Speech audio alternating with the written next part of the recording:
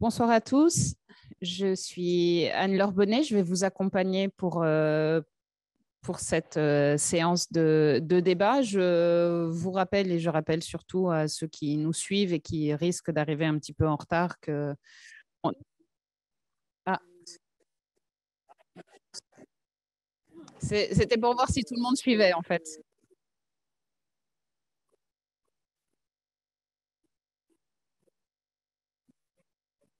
Oui, c'est pour ça que ouais, je me sentais un petit peu seule.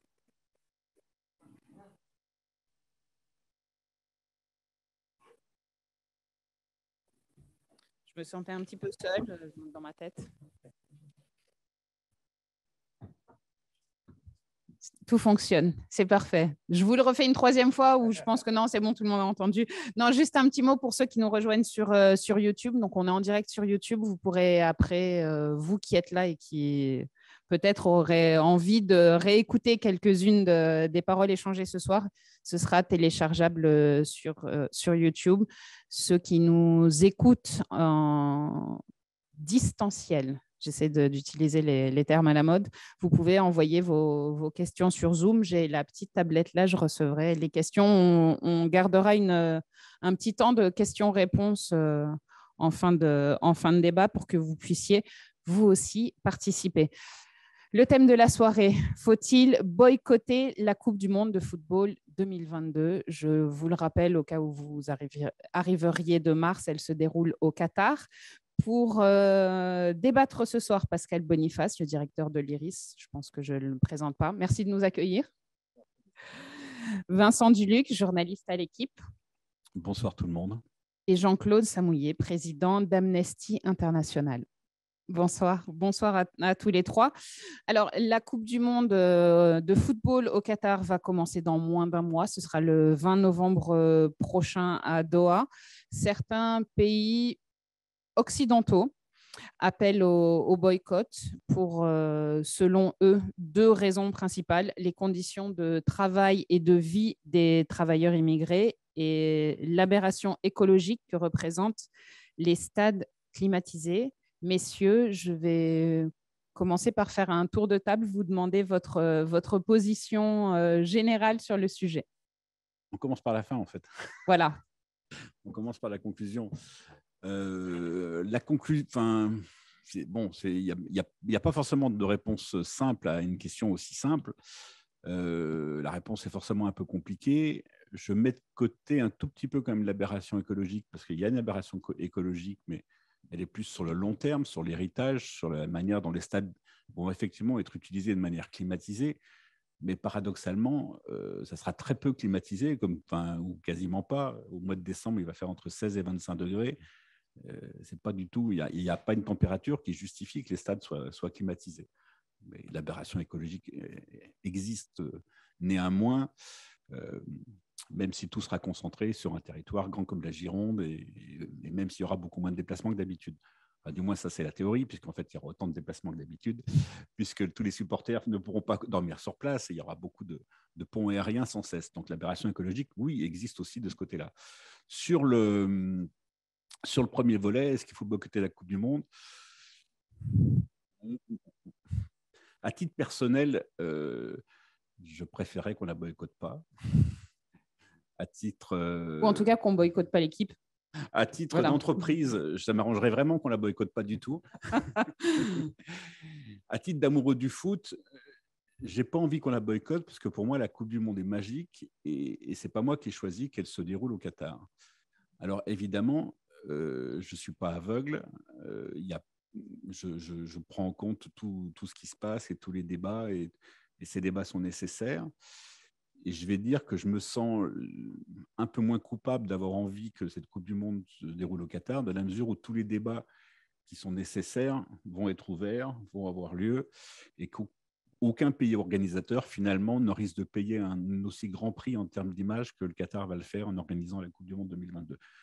Mais j'ai commencé par la fin, mais j'ai peut-être été un peu long, je suis désolé. Non, mais je vais découper la question peut-être en plusieurs morceaux pour Pascal, à moins que vous souhaitiez On peut faire un premier tour rapide sur les deux questions que vous avez posées. D'un point de vue écologique, oui, effectivement, il faut se déplacer. Alors après, il y aura moins de déplacements, c'est un territoire serré, mais les gens vont venir de villes aux alentours, Dubaï, Bahreïn, Abu Dhabi, etc. Je ne suis pas sûr que c'est ça qui crée le plus de dégâts écologiques. Quand il y aura une Coupe du Monde à la fois au Canada, au Mexique et aux États-Unis, ça sera un petit peu plus compliqué. Vincent l'a dit, ce ne sera pas la peine de climatiser les stades, c'est comme le printemps en France ou le début de l'été. Bon, et par contre, il faut construire des infrastructures. Je pense qu'en fait, il y a une disjonction, c'est que c'est la première fois que le coût écologique est posé pour une Coupe du Monde. Jamais on s'est posé la question pour les Coupes du Monde précédentes. On l'avait fait un peu pour les Jeux Olympiques de Sochi, on l'a fait pour les Jeux d'hiver de Pékin, mais pour la Coupe du Monde, jamais cette question du coût écologique n'a été posée. Je pense qu'elle le sera toujours à l'avenir parce qu'en 2010, ce n'était pas une préoccupation ni de la FIFA, ni des pays organisateurs. Maintenant, c'est devenu quelque chose de central et quelque part, il faudra que les pays compensent. Et ensuite, au bout du compte, l'idée, effectivement, si on interdit les déplacements en avion, bah, il n'y aura plus de Coupe du Monde. Enfin, voilà. Et ça pose la question de des rassemblements, même pour n'importe quel événement sportif mondial. Donc, en fait, est-ce que l'on veut continuer à avoir ce type d'événement ou pas et pas seulement au Qatar, ça sera pareil ailleurs. Donc, c'est une vraie question. Il y a des gens qui vous disent oui, le sport, c'est inutile, donc plus de Coupe du Monde. Il y a des gens qui disent ça. Et d'autres qui disent bon, il faut faire des choses vertueuses, il faut éviter de faire des dégâts écologiques dans les constructions, il faut faire des choses plus mesurées, réduire les budgets, etc. Mais donc, prendre l'impact écologique dans le dossier de candidature. Mais en tous les cas, moi, je suis concerné, je suis éco-anxieux, je suis concerné par le réchauffement climatique, mais je ne pense pas que c'est en supprimant les Coupes du Monde qu'on va régler le problème. Et ni les Jeux Olympiques. Et bon. Sur le sort des travailleurs, là, c'est beaucoup plus compliqué, mais je pense qu'on aura le temps d'en parler beaucoup plus en détail. Ma position, moi, je suis un amoureux du foot, je ne le cache pas. Donc, il faut se servir de la Coupe du Monde pour améliorer les choses. Et pas, il y a trois types de boycott. Il y a le boycott des sportifs, on n'y va pas.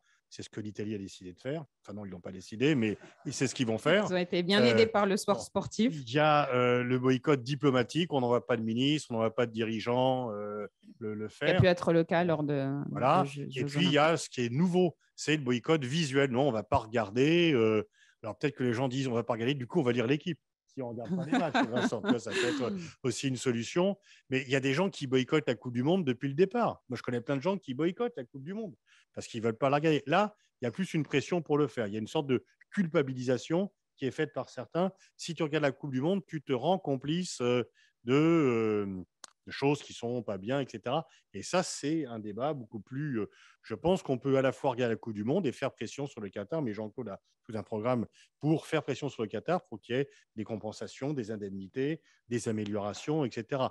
Et disons que, on dit pourquoi tu défends comme ça la Coupe du Monde, c'est vrai que autant je partage tout à fait les analyses d'Amnesty sur ça, autant je vois que dans ce débat se glissent aussi des gens qui estiment que les Coupes du Monde, ça va être seulement les pays occidentaux ou les pays occidentalisés, style Brésil, Argentine.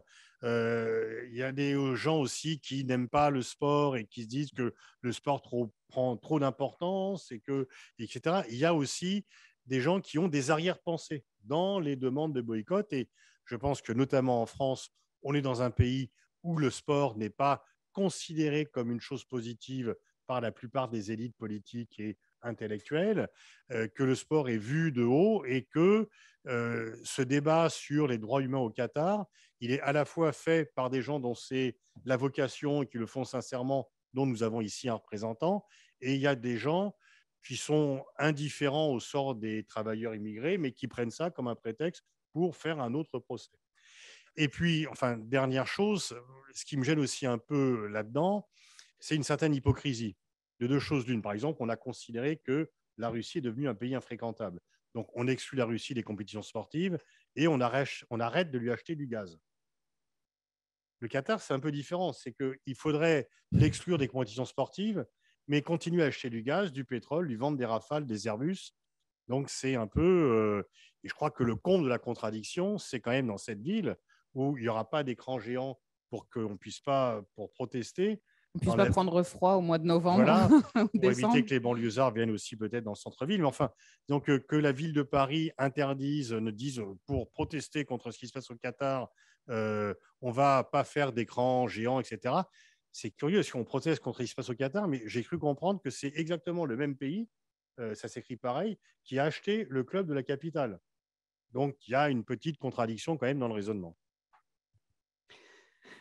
Jean-Claude, je suis très curieuse de vous entendre. Non pas que j'étais pas curieuse d'entendre Pascal et Vincent, mais je vais essayer de me rattraper. Oui, j'essaie de me rattraper aux branches.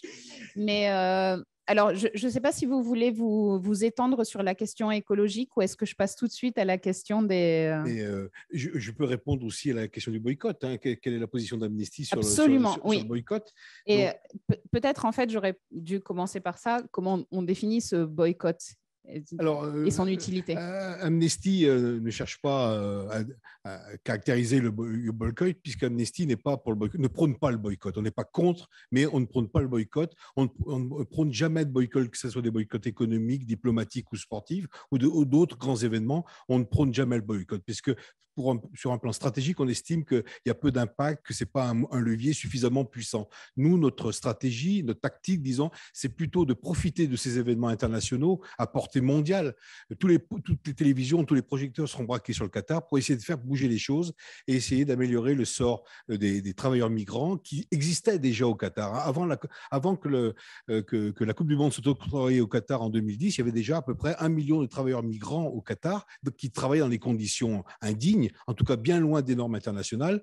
Avec l'organisation de la Coupe du Monde, le chiffre est arrivé à 2,2 millions à peu près de travailleurs migrants. Donc nous voulons profiter au contraire de cet événement pour pointer, d'alerter sur ce qui se passe réellement au Qatar pour les travailleurs migrants, mais également pour les communautés LGBTI, également pour le droit des femmes, enfin toutes les violations massives que connaît ce pays.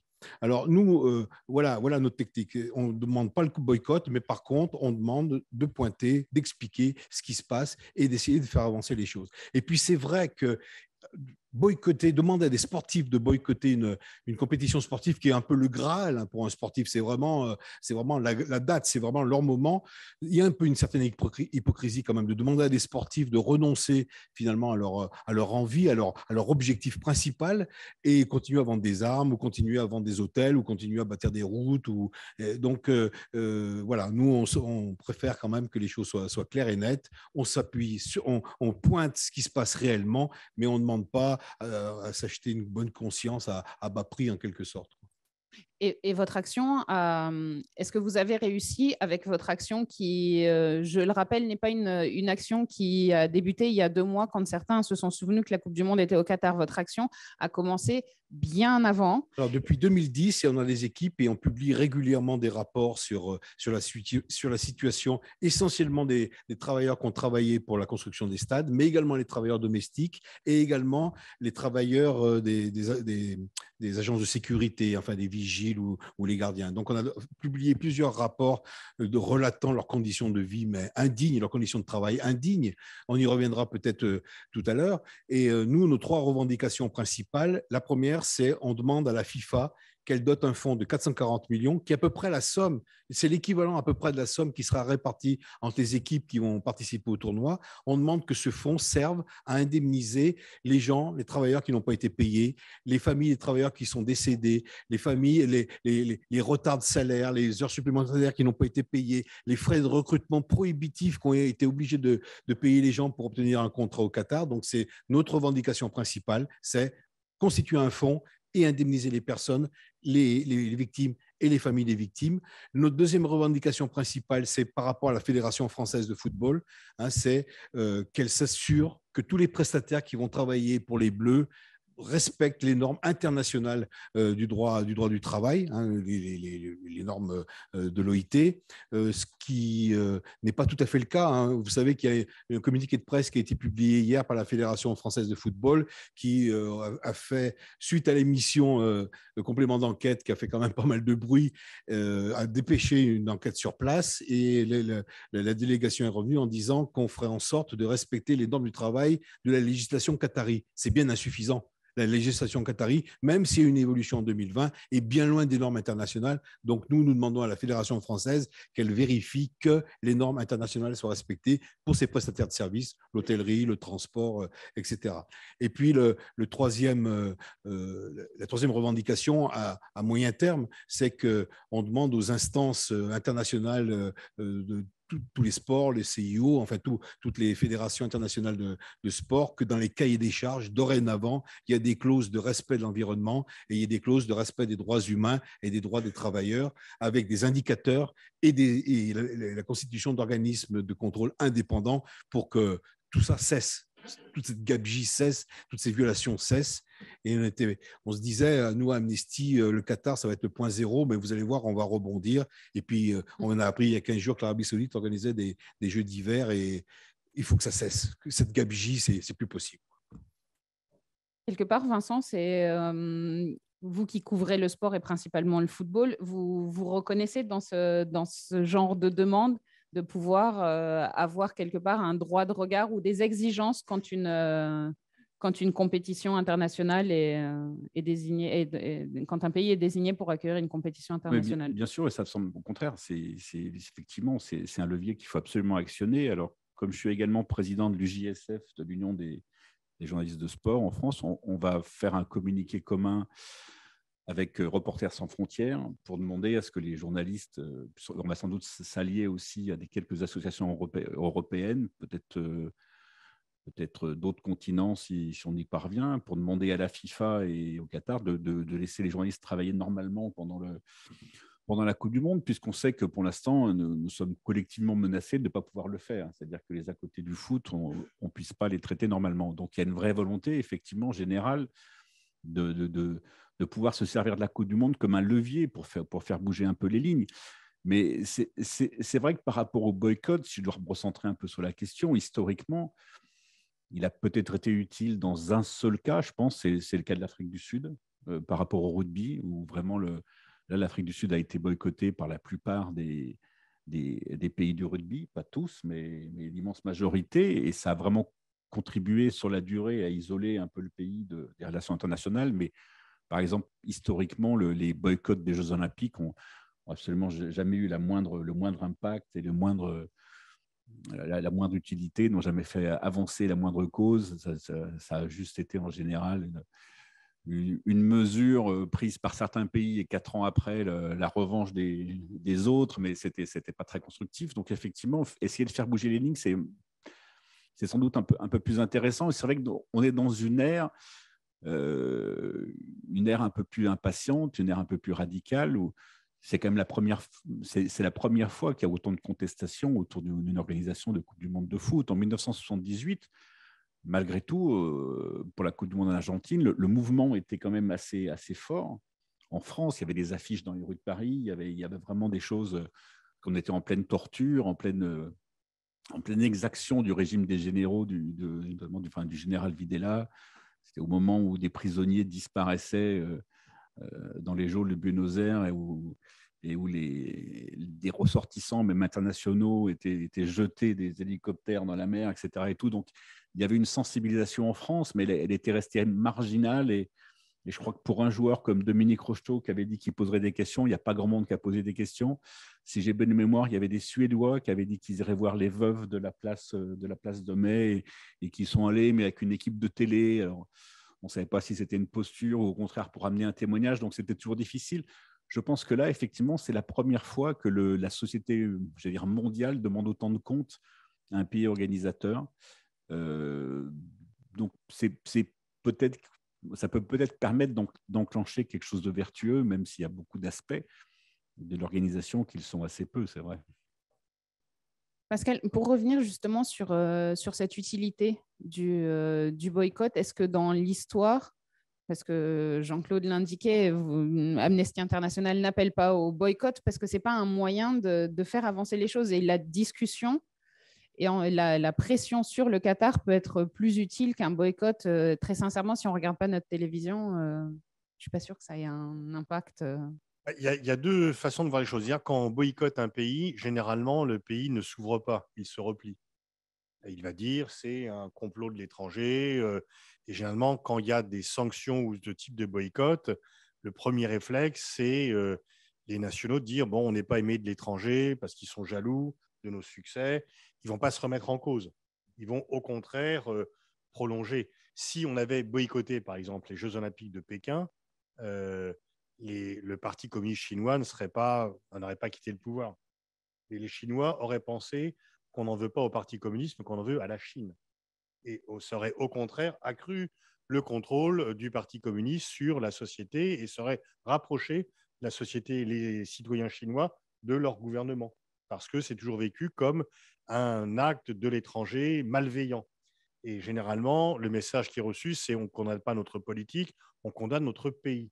Et le réflexe patriotique, que ce soit en Chine ou au Qatar, qui sont des pays extrêmement différents, ira dans le même sens. Je rebondis sur ce qu'a dit Vincent, le seul boycott qui a réussi, c'est sur l'Afrique du Sud, parce que c'était un boycott global. Et quand tu fais des boycotts partiels, voilà.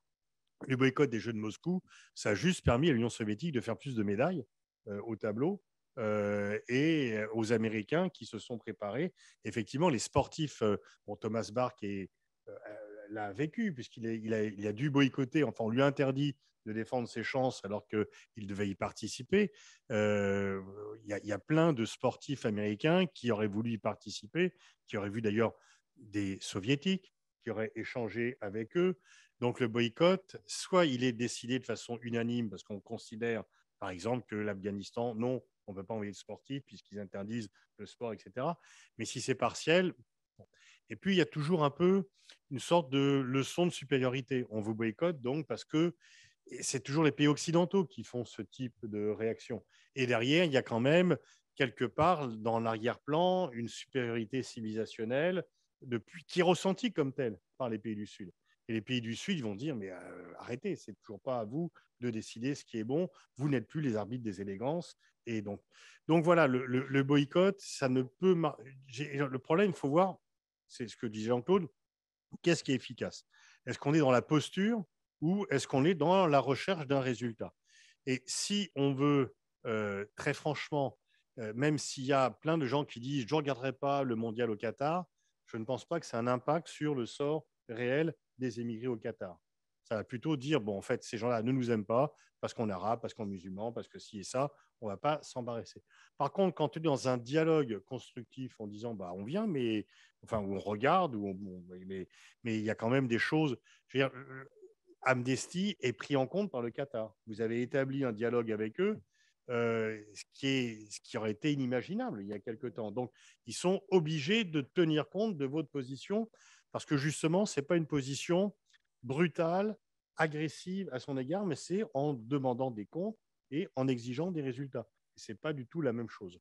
Mais l'histoire du boycott, c'est une histoire qui n'a jamais vraiment réussi parce que ça a toujours été partiel, souvent avec des arrière-pensées.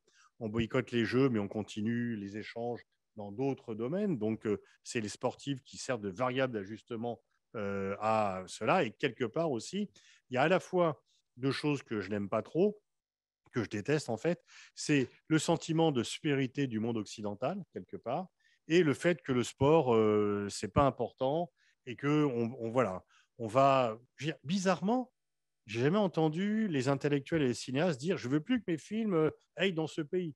C'est toujours les sportifs qui doivent boycotter un événement, mais jamais on entend un metteur en scène qui va protester, dire je veux plus que mes films aillent dans ce pays. Non, c'est toujours les sportifs qui doivent le faire. C'est ni les marchands de canons, ni les fabricants, ni même les intellectuels ne demandent jamais un boycott intellectuel d'un pays. Donc il y a quand même quelques contradictions. Jean-Claude, je reviens sur la question qui est au fond, au-delà de l'aberration climatique, qui est la question principale que se posent les gens qui sont tentés par le boycott, la situation des travailleurs migrants. Vous avez utilisé cette expression.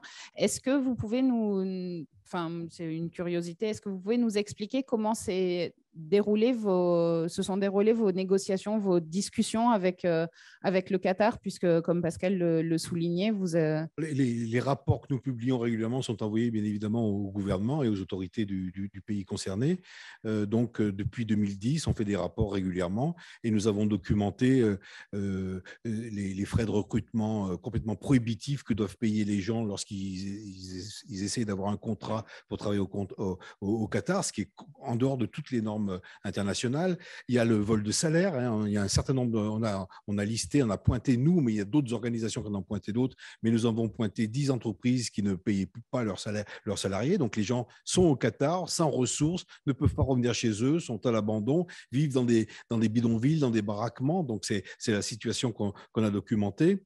On avait documenté également, mais ce n'est pas propre au Qatar, on retrouve ça dans tous les pays du Moyen-Orient, le système de la kafala, c'est-à-dire un système de suggestion de l'employé par rapport à son employeur, qui lui prend son passeport et l'employé ne peut pas changer d'employeur, ne peut pas retourner au pays, ne peut pas aller dans un autre pays. Il doit demander la permission à son employeur et parfois, cette permission, elle est obtenue avec des contreparties financières qui équivalent parfois 2 ou 3 mois de salaire. Donc, on est vraiment dans une situation où l'employé dépend de son employeur qui a tout pouvoir sur lui. C'est pratiquement une situation de travail forcé.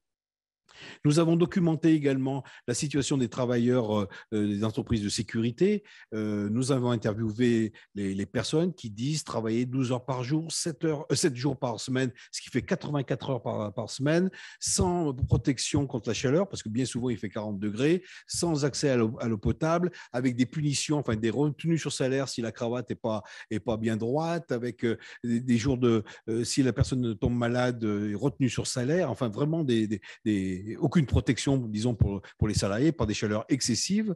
Nous avons documenté le sort, mais ça c'était avant finalement l'organisation de la Coupe du Monde, mais le sort des travailleurs domestiques, souvent féminines, souvent agression verbale, agression physique et puis agression sexuelle. Donc ça, on a documenté ça dans plusieurs rapports.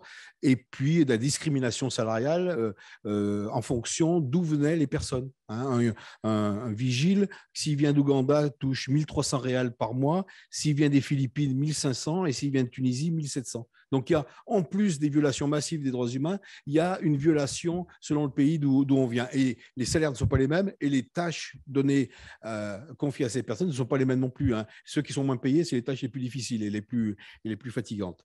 Et puis le drame absolu, ce sont les milliers de morts qu'on a pu enregistrer sur les chantiers. Certains, mais pas nous, mais certains, notamment le Guardian, parle de 6500 morts. Nous, on n'a pas des chiffres exacts parce qu'on n'a pas de statistiques exactes. Il y a le Pakistan, l'Inde qui ont des statistiques, mais par exemple, le Kenya n'a pas répertorié le nombre de corps qui sont rentrés, ni les Philippines. Or, il y a beaucoup de travailleurs qui viennent des Philippines et du Kenya, donc c'est un chiffre sans doute minimum. Les corps sont rapatriés aux familles qui doivent payer le rapatriement. Il n'y a aucune indemnité, il n'y a aucune enquête ou très peu d'enquêtes qui sont ouvertes. Et donc, la cause, les explications qui sont données aux familles, c'est mort de mort naturelle ou mort de crise cardiaque, alors que ce sont des gens jeunes. Souvent, ce sont des hommes jeunes qui ont passé une visite médicale au moment de l'embauche. Et donc, on voit bien qu'il y a un truc qui cloche et on ne peut pas se contenter de cette explication de mort naturelle. Donc, voilà les violations qu'on a pu documenter sur les différents rapports que nous avons faits depuis 2010. Alors, c'est vrai qu'en 2020, il y a eu une amélioration de la législation du travail qatari, sans doute sous la pression des ONG et puis des rencontres diplomatiques. La kafala a été abandonnée. Il y a eu un horaire maximum par semaine qui correspond à 48 heures. Il y a eu un salaire minimum qui a été instauré, l'équivalent de 280 €. Il y a eu des accès plus facilités, disons, pour les travailleurs pour faire reconnaître leurs droits et aller devant les tribunaux, aller en justice. Mais ce qu'on se rend compte, parce que nous, il y a des équipes qui vont une fois par an pour voir sur le terrain si les évolutions législatives sont bien, on les retrouve bien sur le terrain, et ce n'est pas le cas. C'est quand même un système d'impunité généralisée, donc il y a très peu de... Sur le papier, il y a une amélioration sensible, mais dans la réalité, on est loin de voir ça sur le terrain. Est-ce que le grand public aurait été au courant de ça s'il n'y avait pas eu une Coupe du Monde au Qatar? Sans doute pas, sans doute pas. Le grand public ne se serait sans doute pas intéressé. On est très, très étonné en fait de ce qui se passe. Je l'avoue bien humblement. On a fait des opérations de tractage à des matchs de l'équipe de France de préparation à Marseille, à Paris et à Lille. On se disait, les supporters, parler des droits de l'homme, des travailleurs, ça ne va pas les intéresser. Mais bien au contraire. Bien au contraire, on a été très, très bien reçus. On a publié également un sondage qui a été réalisé dans 15 pays selon des normes scientifiques avec 17 000 personnes interrogées, et on se rend compte que 73% des personnes disent que ce qui se passe au Qatar n'est pas normal et qu'il faut effectivement la dotation d'un fonds d'indemnisation des victimes et des familles des victimes. Et si on s'adresse à des supporters de football, le taux passe de 73 à 84%. Donc, c'est peut-être, on est les premiers surpris, mais les gens qui s'intéressent au football s'intéressent également à la situation des droits humains au Qatar. Vincent, c'est une responsabilité aussi pour un journaliste qui couvre une Coupe du Monde. Ça a été largement documenté dans l'équipe, la situation au Qatar. Oui, puis elle le sera encore. On a la chance de partir à 30 reporters, 21 rédacteurs, 4 photographes et 5 membres de la chaîne L'Équipe. Donc forcément, on va évidemment suivre tout ça de près. Bien sûr que c'est une responsabilité. Alors, traditionnellement, on avait toujours cette espèce de responsabilité un peu plus légère de traduire l'atmosphère des pays, mais cette pression publique, oui, forcément, va nous diriger un peu aussi dans cette direction.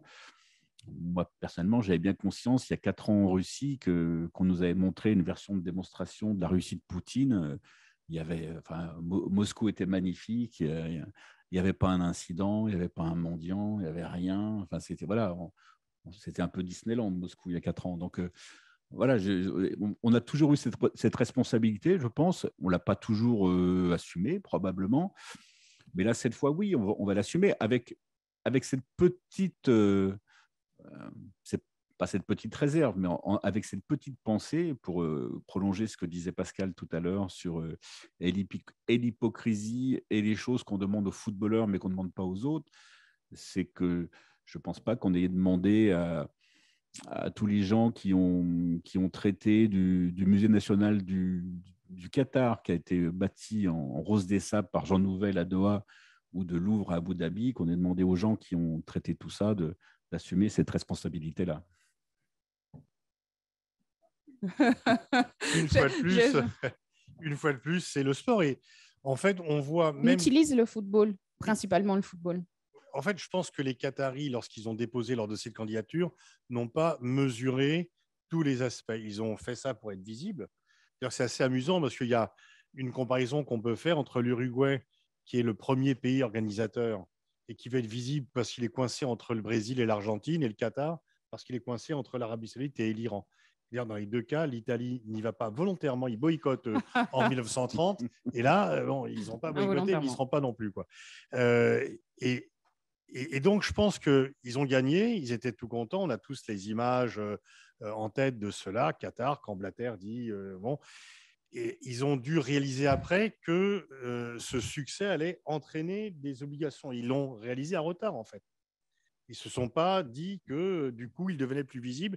Et effectivement, on parle de la situation des Émirats au Qatar, alors qu'on ne parle pas de la situation des Émirats en Arabie Saoudite, ou aux Émirats arabes unis, ou à Bahreïn, ou au Koweït, ni même à Hong Kong, d'ailleurs, où elle n'est pas meilleure. Elle n'est pas...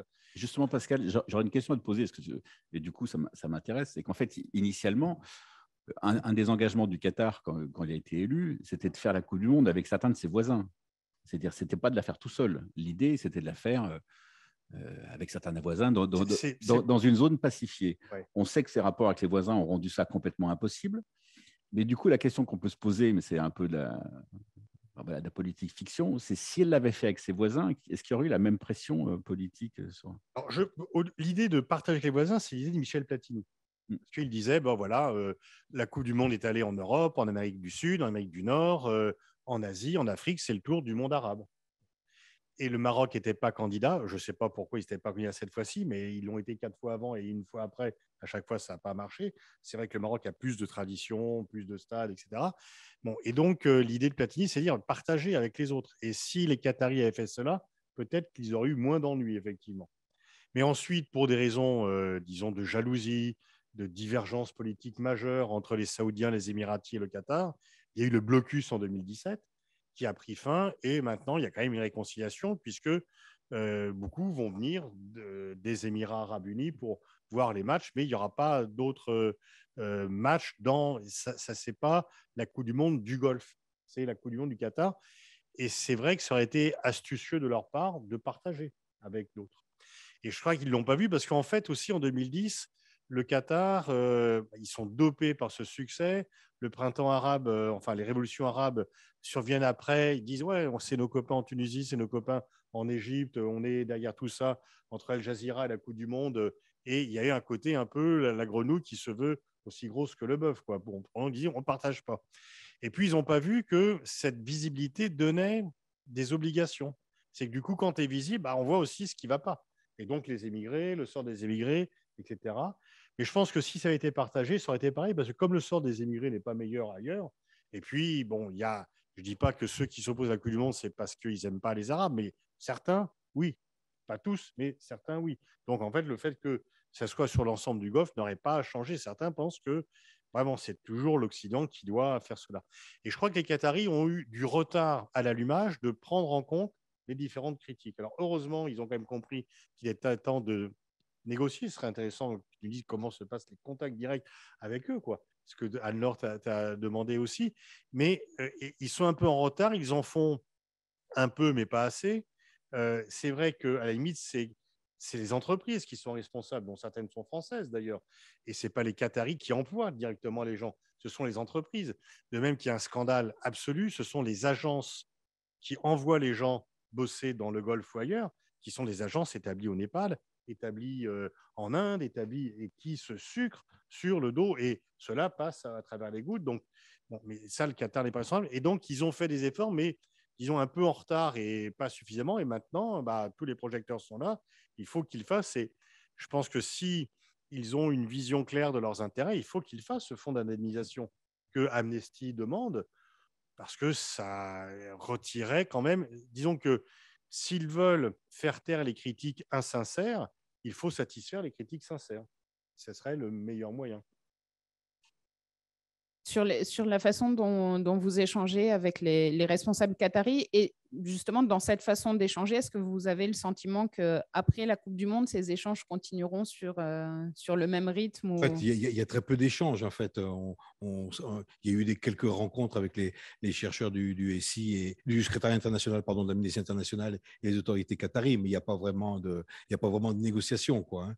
Et c'est vrai que finalement, c'est les entreprises aussi qui ont une lourde responsabilité dans toute cette affaire.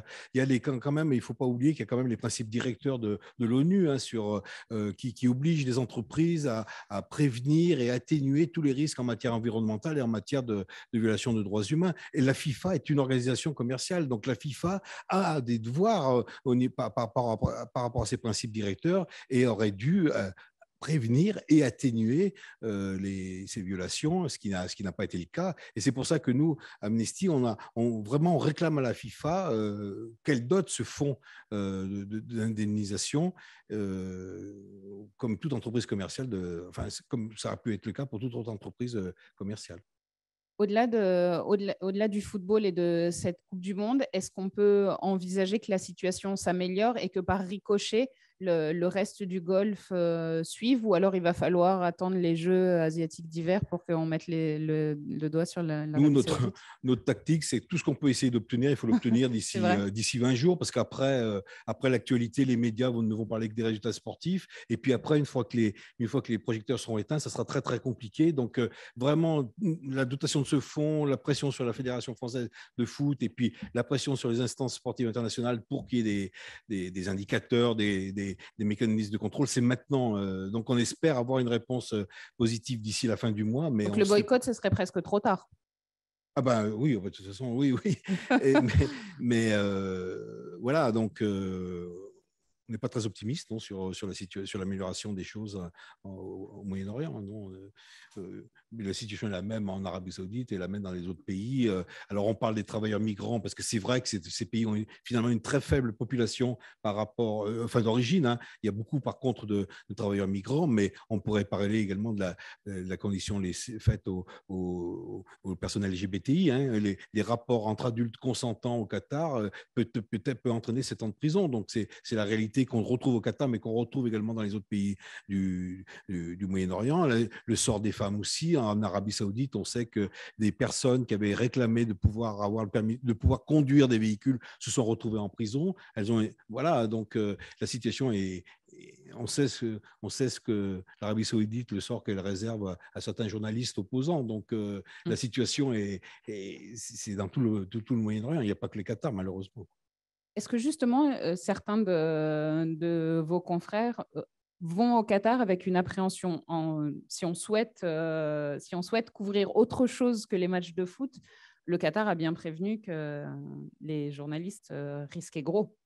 Oui, mais c'est pour cette raison, effectivement, qu'on va essayer de faire pression avant, et sur la FIFA et sur les organisateurs de la Coupe du Monde, pour que les journalistes accrédités puissent circuler assez librement dans le pays. Effectivement, le risque, c'est d'essayer d'enquêter sur la condition des travailleurs migrants et de se voir retirer de son accréditation pour la Coupe du Monde. Mais ça, je pense que c'est un risque qui sera assumé. La menace est un peu plus forte que ça. La menace, c'est carrément d'être incarcéré, d'être arrêté. Donc là, je pense qu'il y aura une vraie pression. Mais la pression, en fait, elle va être multiple. Elle va venir des médias. Mais la question qu'on peut se poser aussi, c'est dans quelle mesure les équipes et les joueurs, individuellement ou collectivement, ne vont pas mettre un peu la pression sur la FIFA et donc sur le Qatar. Globalement, la politique de la FIFA, pour l'instant, c'est quand même de fermer les yeux sur tout, de mettre la tête dans le sable, de jamais la sortir. Et pour être au plus près, on va dire, des problèmes, Gianni Infantino a choisi de vivre au Qatar depuis 1 an ou 1 an et demi en famille. Il est un peu plus près de la source qui ne se tarit jamais que des problèmes. Mais voilà, c'est un peu la vision de ce bon Gianni Infantino. Mais les joueurs ont déjà montré, et ils l'ont montré notamment en septembre, en jouant des matchs de Ligue des Nations avec un brassard arc-en-ciel, qu'ils étaient prêts à défendre certains principes et certaines convictions pendant la Coupe du Monde. La FIFA, pour l'instant, l'a toujours interdit. Tous les signes politiques, religieux ou communautaires sont complètement interdits. Vous n'avez pas le droit de soulever votre maillot et de montrer quelques signes que ce soit, même je t'aime maman, c'est interdit. Enfin voilà. Donc, mais là, je pense qu'il y a des joueurs qui vont faire cette démarche-là. Il y a un équipementier déjà qui. Là, et on peut se demander si la FIFA, du coup, ne va pas essayer de monnayer, c'est qu'à de le dire, le fonds d'indemnisation et de l'abonder contre le retrait de ces manifestations. Je pense que ça, c'est quelque chose dont la FIFA peut avoir très peur, et c'est sans doute un levier à actionner. Ça. La responsabilité, une nouvelle fois, des acteurs. Une nouvelle fois, c'est la responsabilité des joueurs de foot qui seront, eux, sur le terrain. Deux choses par rapport à ça. Si les Qataris prennent en considération les choses, ils n'ont pas intérêt à arrêter des journalistes. C'est-à-dire que s'ils commencent à arrêter des journalistes parce qu'ils vont dans une cité, etc., on va encore plus en parler. C'est l'effet Barbara Streisand, quoi. Donc, je veux dire, quand même, les Qataris ont quelques conseillers en communication, j'imagine. Il faut faire ça. Moi, je me demande s'il n'y aura pas plutôt des provocations pour tester un peu des gens qui vont venir provoquer pour voir et pour justement peut-être se faire arrêter pour pouvoir montrer cela. Mais normalement, disons que si on part du principe tout le monde ne suit pas son intérêt, il y a des gens qui se trompent dans la définition de son intérêt. Et si les Qataris suivent leur intérêt, ils n'ont surtout pas intérêt à arrêter des journalistes bon.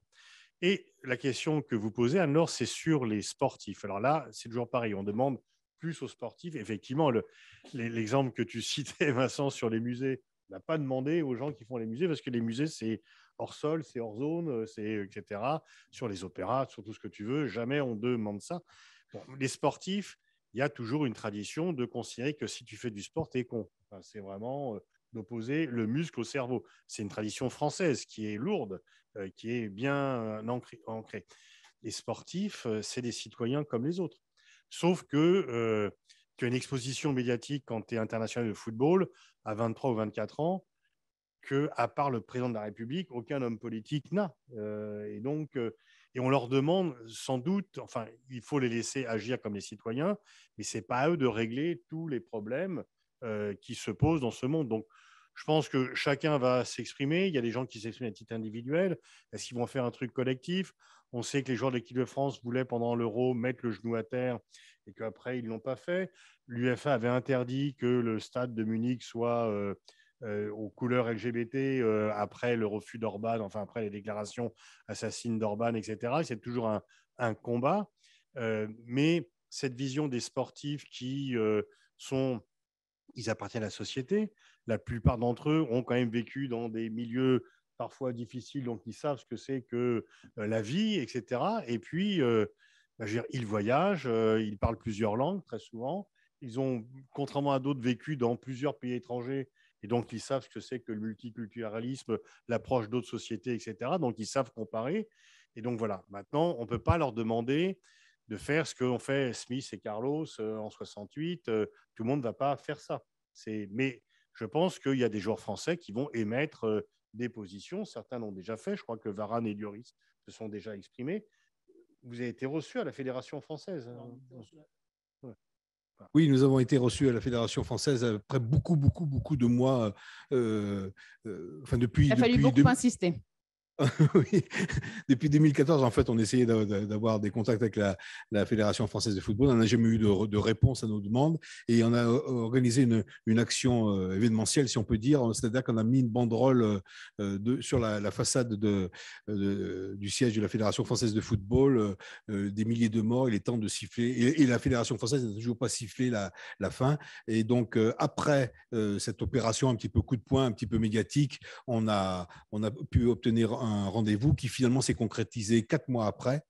Et c'est seulement finalement en septembre où il y avait une sorte de think tank, une réunion, disons, une sorte de colloque, comme il y en a chaque année au niveau de la Fédération française de football, où là, il a été dit qu'effectivement, la Fédération française de football s'inquiétait des prestataires, allait diligenter des audits, etc. etc. La ministre des Sports a fait pression sur la Fédération française en demandant qu'est-ce que c'était que ces audits? Est-ce que c'est simplement un questionnaire? Parce que c'était ça à l'origine, un questionnaire avec des réponses déclaratives. Donc, la ministre et les ONG sont très, très vigilants pour que ces audits correspondent à quelque chose, que ce ne soit pas simplement un coup de com'. Donc, voilà. Donc, nous avons rencontré effectivement la Fédération française de football. Nous avons demandé notamment à pouvoir rencontrer les joueurs de l'équipe de France pour leur parler un petit peu de la situation au Qatar. On nous a dit oui, mais je crois que ça sera non. Et on a fait aussi également une action militante avec nos sympathisants et avec nos membres d'alerter directement par Twitter, de demander de prendre contact avec les joueurs pour qu'ils se fassent les porte-parole justement de nos revendications. On n'a eu aucune réponse, mais encore une fois, c'est pas... L'objectif, c'est quand même le fonds d'indemnisation par la FIFA, c'est que la Fédération française surveille ses prestataires et que à l'avenir, dans les cahiers des charges, il y a des choses très précises sur le respect de l'environnement et sur le respect des droits humains. Nous ne demandons pas aux sportifs ce que les autres ne feront pas. Avant de passer aux questions-réponses, je vais être un petit peu directe. Pascal, est-ce que c'est un boycott de posture? Est-ce que c'est pour se donner bonne conscience qu'on appelle au boycott dans certaines sociétés occidentales? Jean-Claude, je vous donnerai la parole après.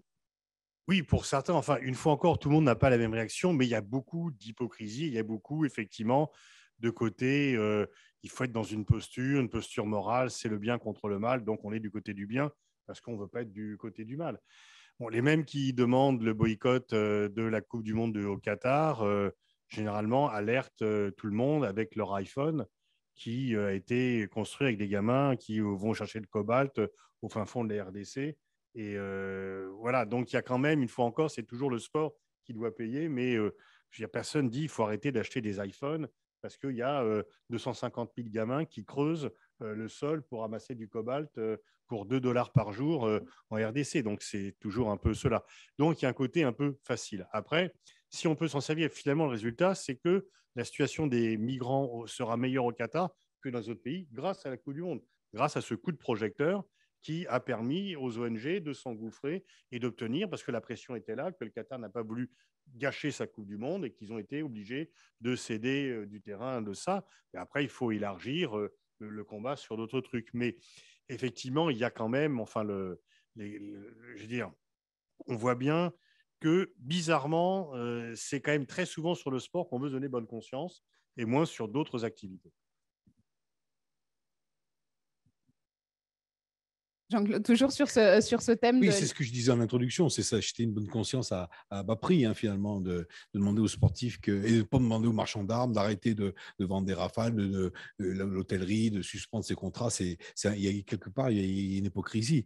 La situation, donc, c'est vrai qu'il y a une évolution législative du droit du travail au Qatar, donc il faut le souligner, mais encore une fois, il faudrait vraiment que ça soit appliqué sur le terrain. Et la spécificité peut-être de cette Coupe du Monde, c'est que ce n'est pas la première fois qu'on confie un événement international à un pays qui viole les droits de l'homme. Hein. L'histoire est faite que de ça. Il y a des pays qui violent massivement les droits humains, qui obtiennent l'organisation d'un événement très important, mondial, à répercussion mondiale. Il y a des pays qui indirectement, par cet événement mondial, violent encore un petit peu plus les droits humains, restriction du droit d'expression, restriction du droit de manifester, déplacement forcé. On a connu ça au Brésil avec les bidonvilles qui étaient un petit peu encadrés, qui étaient contrôlés avec des forces de police et des forces militaires qui encadraient les favelas. Mais là, la spécificité de cette Coupe du Monde au Qatar, c'est que c'est l'organisation même de cet événement qui génère des violations massives des droits humains. On a parlé des personnes décédées, on a parlé des gens qui n'étaient pas payés, on a parlé des conditions indignes de vie, des conditions indignes de travail, des pratiques qui peuvent s'assimiler à du travail forcé, le personnel domestique, le personnel de sécurité. Donc là, c'est vraiment l'organisation même de cette Coupe du Monde qui pose problème, hein, dans un pays qui violait déjà les droits humains, mais ça n'a fait qu'amplifier, en fait, l'organisation de cette Coupe du Monde n'a fait qu'amplifier les choses. Alors certes, la législation évolue un petit peu, on parle, on dénonce, on alerte sur ce qui se passe, espérons qu'une fois les projecteurs éteints, on ait toujours la même façon, les mêmes leviers pour essayer d'améliorer les choses. Est-ce que le monde du sport s'interroge justement sur où organiser les grands événements et essayer d'éviter les pays qui ne respectent pas ou qui violent largement les droits humains?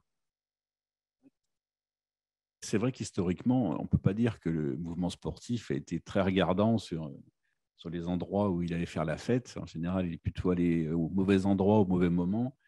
Depuis l'Italie en 1934, les Jeux de Berlin en 1936, la Coupe du Monde en 1978. Voilà, enfin bon, effectivement, ça n'a jamais été trop regardant. Il pourrait l'être, mais ce qui pose aussi une autre question, pas seulement, j'allais dire, géopolitique, c'est la question, c'est est-ce qu'il faut considérer un jour, pour arrêter le gigantisme des travaux, pour baisser le bilan écologique éventuel, est-ce qu'il faut songer à sacraliser un endroit pour organiser les Jeux Olympiques, les Coupes du Monde, qui seraient toujours au même endroit, toujours dans le même pays? Ça me paraît difficile. De toute façon, la magie de ces moments-là, ça vient aussi de visiter les continents, de visiter les cultures, de les faire se mélanger, de faire que pendant un mois, alors c'est peut-être une idée un peu, enfin, un peu, comment j'allais dire un peu boy scout, mais c'est quand même l'idée que les gens partagent quelque chose ensemble dans un endroit en étant de pays différents. Moi, c'est quelque chose qui m'a toujours ému, qui m'a toujours plu. Donc, je pense qu'il faut continuer à aller partout et qu'il était quand même il n'est pas non plus scandaleux sur le fond qu'enfin la Coupe du Monde de foot se déroule dans un pays arabe. On peut pas sans arrêt vouloir organiser la Coupe du Monde tantôt aux États-Unis, tantôt en Europe. Il faut envisager, pour que ça reste la Coupe du Monde, il va falloir pouvoir organiser partout. Mais c'est vrai qu'il y a sans doute des leçons à tirer, mais de la même manière que les pays qui envisageraient ces organisations comme un outil de soft power, comme l'a fait clairement le Qatar, vont peut-être aussi réfléchir à 2 fois avec ce qui est en train de se passer. Parce qu'on peut aussi s'interroger sur la trace et sur la brèche que la Coupe du Monde va peut-être faire, laisser et faire dans la stratégie de soft power du Qatar. On peut dire qu'en termes d'image, tout ne se passe pas exactement comme prévu quand même. Une nouvelle fois, le sport aura eu son utilité. Ah oui, effectivement, parce que il y a une amélioration qu'il n'y a pas dans d'autres pays. Et pour revenir à ta question précédente, le Coubertin s'est battu contre le fait que les Grecs voulaient que tous les Jeux aient lieu à Olympie. Coubertin s'est battu au nom de l'universalisme, justement. Le fait que ça puisse aller partout au nom de l'universalisme. Et c'est effectivement la magie de jeu. On va découvrir, chaque fois qu'il y a des Jeux ou une Coupe du Monde, on découvre aussi un peu un pays. C'est comme ça le mélange, etc. Alors ensuite, est-ce qu'on doit le faire que dans les pays démocratiques? OK, mais qui va définir les pays démocratiques? Quel sera le comité de sélection? En 2005, on a attribué les Jeux olympiques de 2012 à un pays qui s'est lancé dans la guerre contre l'Irak et qui a été quand même une catastrophe. Et le pays qui, lui, était contre la guerre n'a pas reçu les Jeux, mais c'était une démocratie. Donc on va dire non, mais non, c'est une démocratie, etc. Donc on voit bien que derrière, il y a toujours ce côté c'est à nous, on ne veut pas partager les Jeux, etc. avec cela. Et après, la question que tu poses, c'est celle du sport washing. Est-ce que le sport permet de faire oublier? Je crois que c'est l'inverse. On a Christian Cordier qui est là, qui passe son temps à montrer le film sur la couleur de la victoire. En fait, les Jeux de Berlin, ils ont été spoliés par Jesse Owens. Et donc, à la fois, Hitler veut en faire son triomphe, mais Jesse Owens vient complètement remettre en cause cela. La Coupe du Monde, alors en Italie, c'est peut-être le seul exemple réussi d'instrumentalisation du sport par un pouvoir. Mais sinon, on parle en fait, par exemple, le Bahreïn veut faire un Grand Prix de Formule 1 pour faire parler de lui, et du coup, on ne parle jamais des violations des droits de l'homme au Bahreïn, sauf le jour du Grand Prix. Pendant 364 jours, on n'en parle pas, mais le jour où il y a le Grand Prix, là, on parle de la violation des droits de l'homme au Bahreïn. Et les Saoudiens, ils ont été vraiment pas très malins de candidater, parce qu'ils veulent pour les Jeux, alors ce n'est pas les Jeux olympiques, c'est les Jeux asiatiques d'hiver. Je veux dire, ça existait, personne, tout le monde s'en tape.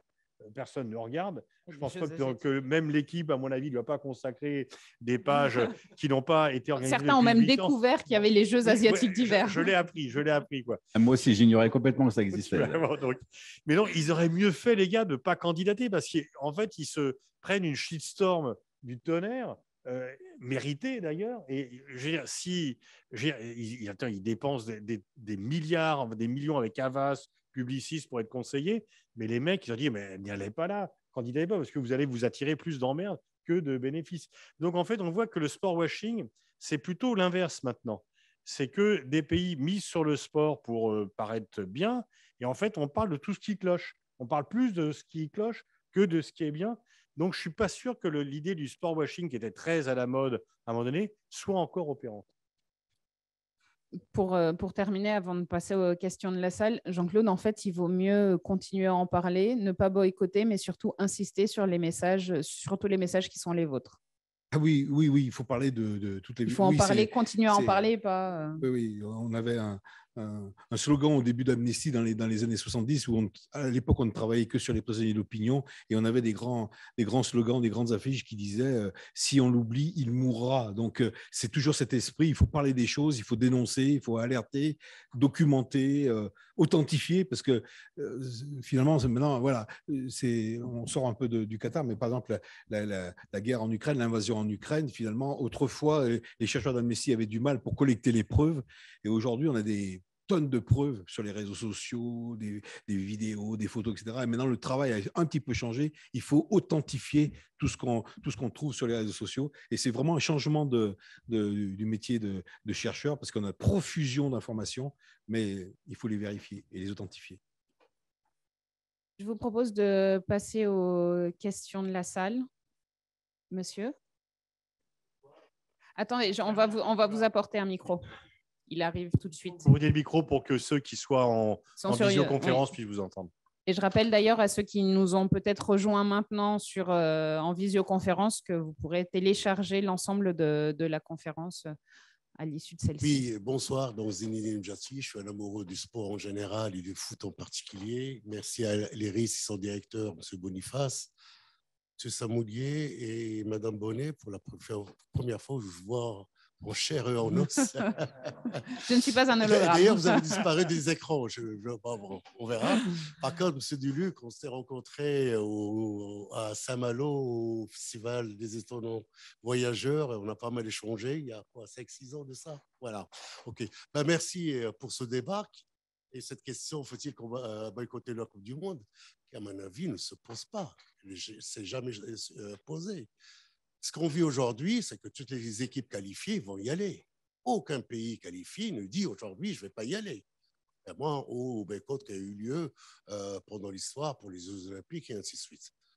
Si on ne se pose pas. Par contre, là où, et là, je vous rejoins, M. Boniface, sur la question de mauvaise conscience et comment la transformer en bonne confiance. Martine Aubry, Anne Hidalgo, qui ont commencé à les nommer, qui ont commencé quand même cette campagne sur le boycott. En fait, ils ne boycottent pas la Coupe du Monde. Ils nous boycottent, nous, amoureux du sport et du foot, pour ne pas nous mettre des fan zones pour aller faire la fête et faire rendre cette Coupe du Monde conviviale chez nous, ici en France ou ailleurs. Et je trouve que c'est une maladresse extraordinaire parce qu'ils ont tout simplement, comment dirais-je, empêché certaines personnes, la grande majorité d'entre elles, qui ne regardent des matchs de foot, pas comme nous, hein, toute la semaine, on est accroché ou bien à l'équipe 21, ou bien quand il y a un match, et ainsi de suite, on regarde jusqu'à 10 matchs par semaine. Ce n'est pas leur cas. Ils ne regardent des matchs de foot que tous les 2 ans, à l'Euro et au Mondial. Et parmi ces spectateurs, énormément de jeunes filles qui viennent sur les fan zones pour faire la fête. Voilà ce qu'ils ont réussi à faire, c'est nous empêcher de faire la fête et de faire la convivialité dans ce pays. Voilà, ça c'est la première des choses. La deuxième chose, la question de fond sur la question de l'écologie. De l'histoire des événements sportifs mondiaux, le seul événement qui a été vraiment en phase avec la transition écologique, ce sont les Jeux olympiques de l'Australie. Confirmé. On n'a jamais vu les Jeux olympiques ailleurs dans le monde qu'en Australie, où ils étaient vraiment en phase avec la transition écologique. Et d'ailleurs, la transition écologique en tant que telle n'est pas à l'ordre du jour que depuis peu. Et donc, on en parle, alors que il faut noter que le CEO, il a sa charte de développement durable qui date d'il y a quelques années de ça. Bon, bref, sur la question de l'écologie, à mon avis, elle ne se pose pas tant que ça, puisque, comme vous l'avez bien dit, que la température ne sera pas celle de l'été où on peut avoisiner les 46, voire les 50 degrés, ce n'est pas le cas. Ce que vous avez oublié de dire par rapport au terrain… Ah, c'est un commentaire, pas une question que vous avez. Excusez-moi, si vous voulez, non, je m'arrête. Je n'en ai pas pour longtemps, mais bon, je suis venu pour ça quand même. Non, mais ce que vous avez oublié de dire, c'est que les stades, effectivement, l'utilisation des stades après le mondial, d'après ce que j'ai compris, j'ai entendu dire que ce sont des stades démontables et qui seront peut-être donnés à des pays dont ils en ont besoin. C'est ce que j'avais entendu, mais peut-être c'est faux. Il y en a un qui va être démonté, le stade 974, qui est fait, peut-être deux. Ouais, peut-être deux. Alors, évidemment, c'est le troisième. Oh. Mais effectivement, initialement, le premier, c'était le stade 974 qui est construit avec des containers. Voilà. Et donc, pour aller très, très vite, la question écologique, mais là, aujourd'hui, on a une candidature qui concerne l'Espagne et le Portugal, et du lieu de le faire avec un pays qui a plusieurs fois candidaté, qui est le Maroc, qui est 2 pas, et on veut le faire avec l'Ukraine. Vous imaginez l'absurdité écologique? On y est toujours dans ce truc-là. Sur le côté politique, moi, je souscris complètement à ce que vous avez dit, et la question ne se pose pas depuis 2010, elle se pose bien avant, bien avant, et on a toujours fermé les yeux sur cette question-là. Et heureusement qu'il y a ce mondial-là pour qu'on en parle. Il ne faut pas lâcher le morceau. C'est fini. Ah, donc vous n'aviez pas de question, mais moi j'attendais la chute, j'attendais la question. Non, mais bon, on a pu échanger, monsieur. Juste devant. Merci. Oui, bonsoir. Moi, j'ai une question en fait sur l'attribution d'une Coupe du Monde. Moi, quand j'étais petit, par exemple, en 2000, je sais que pour la Coupe du Monde 2006, c'était 6 ans avant. Donc, le Maroc était candidat. Évidemment, c'est l'Allemagne qui l'a eu. C'était une très belle Coupe du Monde. Pour 2010, c'est pareil, c'était en 2004. Donc, l'Afrique du Sud, il y avait 3 candidats. C'est 7 ans avant. C'est 7 ans avant. Oui. Et là, ce qui s'est passé, c'est qu'il y a eu une double attribution russe 2018 et 2022. Mais justement, cette double attribution en donc, décembre 2010, la Russie et le Qatar, ou peu importe le pays, pourquoi cette double attribution et pourquoi, c'est-à-dire que je n'accuse personne, mais quand je vois M. Blatter annoncer ça avec un grand sourire, une double attribution comme ça, je me suis dit, est-ce qu'on n'avait pas le temps? Qu'est-ce qui s'est passé? Alors, l'ironie, c'est que M. Blatter n'était pas favorable à ce que ce soit le Qatar.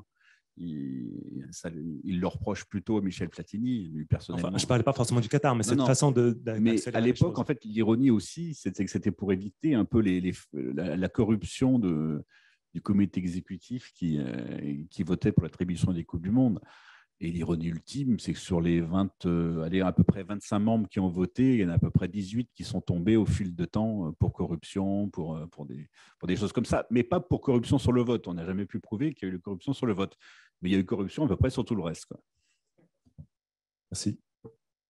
Quand vous dites que Blatter souriait, enfin, à chaque fois que le président du CIO ou le président de la FIFA annonce l'organisateur, s'il fait la gueule, ça va se voir, quoi.